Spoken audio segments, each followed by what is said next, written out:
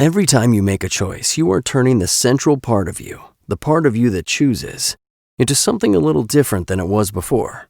And taking your life as a whole, with all your innumerable choices, all your life long, you are slowly turning this central thing into a heavenly creature or a hellish creature. Either into a creature that is in harmony with God and with other creatures and with itself, or else into one that is in a state of war and hatred with God and with its fellow creatures and with itself. To be the one kind of creature is heaven. That is, it is joy and peace and knowledge and power. To be the other means madness, horror, idiocy, rage, impotence, and eternal loneliness. Each of us at each moment is progressing to the one state or the other.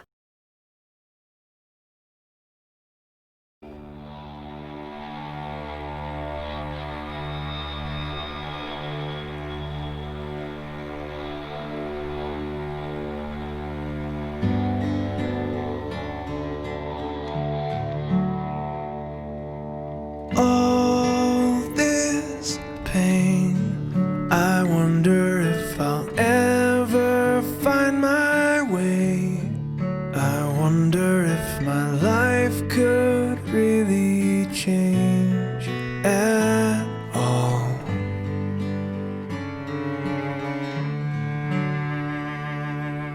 All this. Every time you make a choice, you are turning the central part of you, the part of you that chooses, into something a little different than it was before.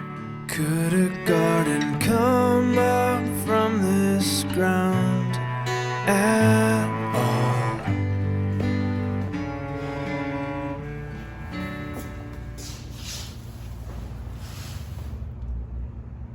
I'm disappointed in you.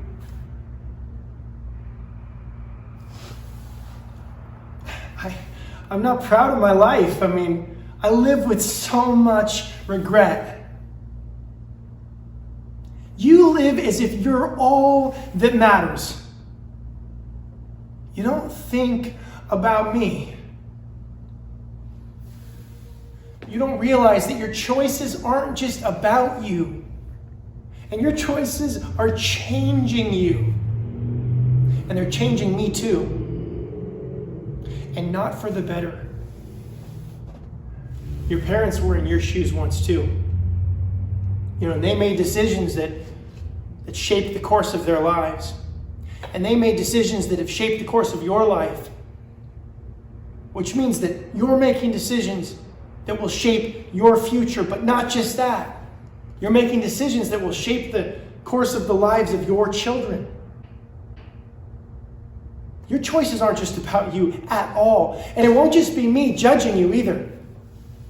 Your children will judge you because they'll look back on their life and they'll see the impact that your decisions made on them. And they'll judge you.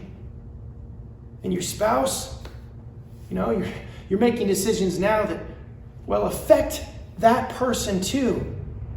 So your spouse will judge you, and hey, you know, if God, let's say, gave you this opportunity of a lifetime, I mean literally the opportunity of your lifetime, then he might have something to say about what you do with it too. You know, he might have something to say about, well, the decisions you're making that make your life worse than what he intends for it to be.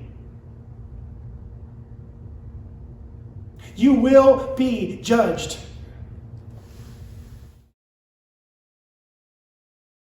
Enter through the narrow gate, for the gate is wide and the road is easy that leads to destruction, and there are many who take it.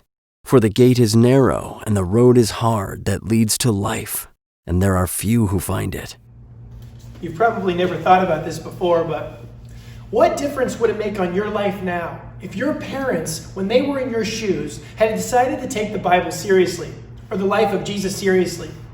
What if they believed that Jesus was actually God, giving us his vision for our life? The picture of the life that, well, you could be proud of and that your future self would thank you for having lived. What difference would it make on you now?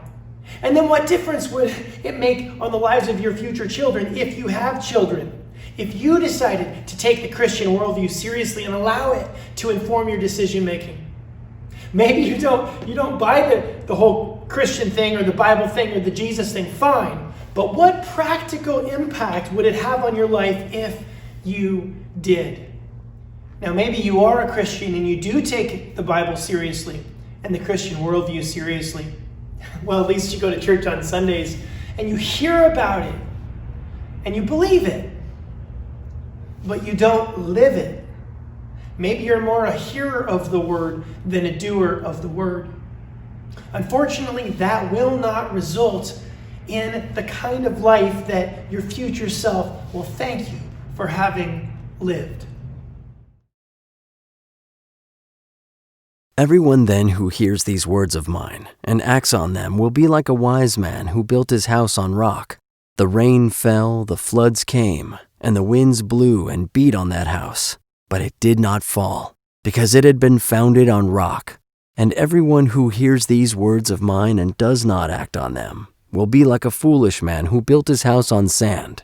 The rain fell and the floods came, and the winds blew and beat against that house, and it fell. And great was its fall. Look, I get it. It's not easy to make the kind of decisions that you'll be proud of, that I'll thank you for making. And it's really easy to make the kind of decisions that you will regret.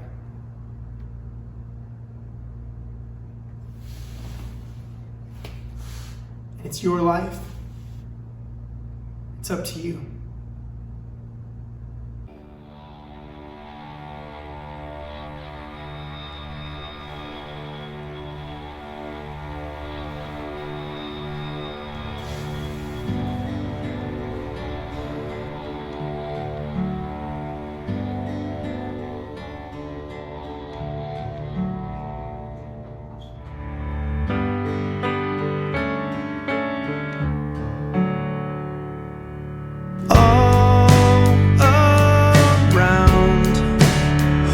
Springing up from this old ground.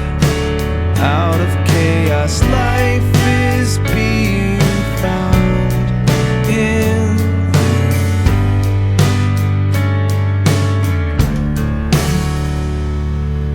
you. You make beautiful things. You make beautiful things out of the dust.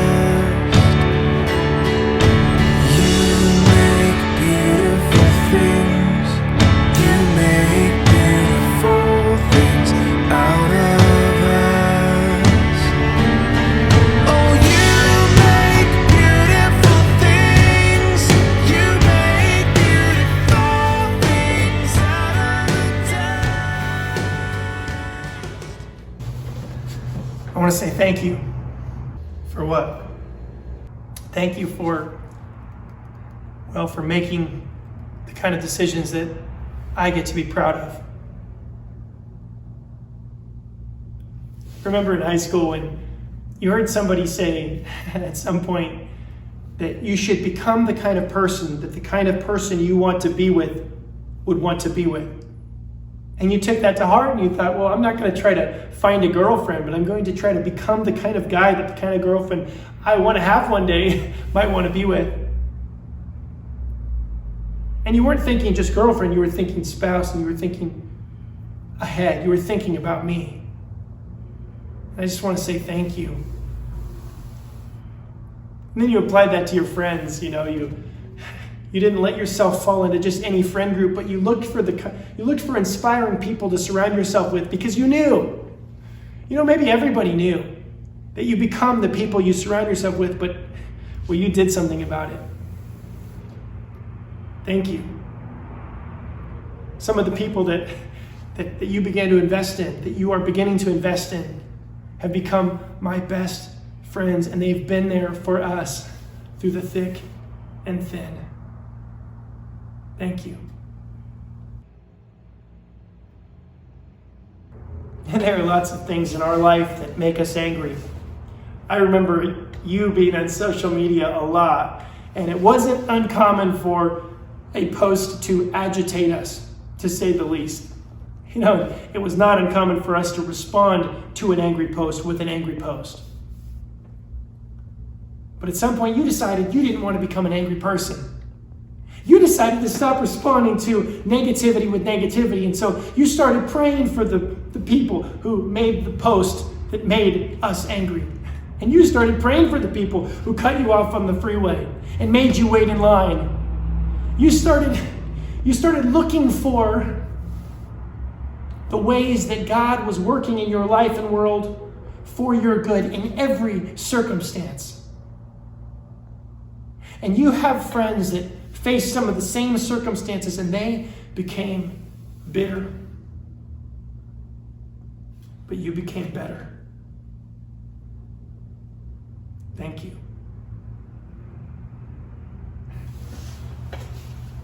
Thank you. And you know, now it's pretty hard to ruin our day.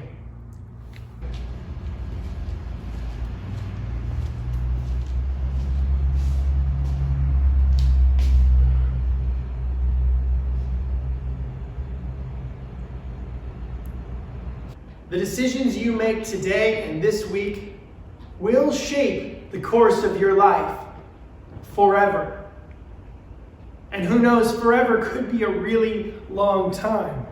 I mean, forever could be a whole week, a month, a year, 50 years, 80 years, or forever could really be forever.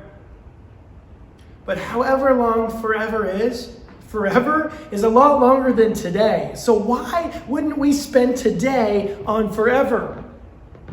I mean, why wouldn't we make the kind of decisions today that would make our many subsequent tomorrows better? However long forever is for you, however much time you have left, however much life is at stake in the decisions you are making today and this week, the reality is your decisions will not leave you or your future the same. Your decisions will make you and your future either better or worse. You make me new. You are making me new. Every time you make a choice, you are turning the central part of you, the part of you that chooses, into something a little different than it was before. And taking your life as a whole, with all your innumerable choices, all your life long, you are slowly turning this central thing into a heavenly creature or a hellish creature. Either into a creature that is in harmony with God and with other creatures and with itself, or else into one that is in a state of war and hatred with God and with its fellow creatures and with itself. To be the one kind of creature is heaven. That is, it is joy and peace and knowledge and power. To be the other means madness, horror, idiocy, rage, impotence, and eternal loneliness.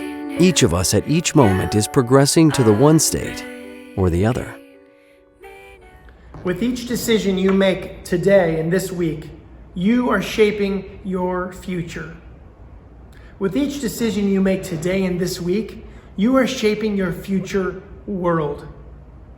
With each decision you make today and this week, you are shaping your future self.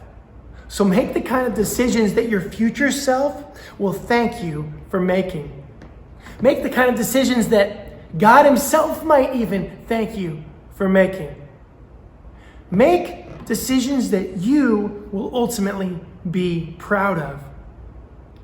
Make the kind of decisions that will lead to a life of joy, peace, knowledge, and power, so that you might become the heavenly creature that God intends.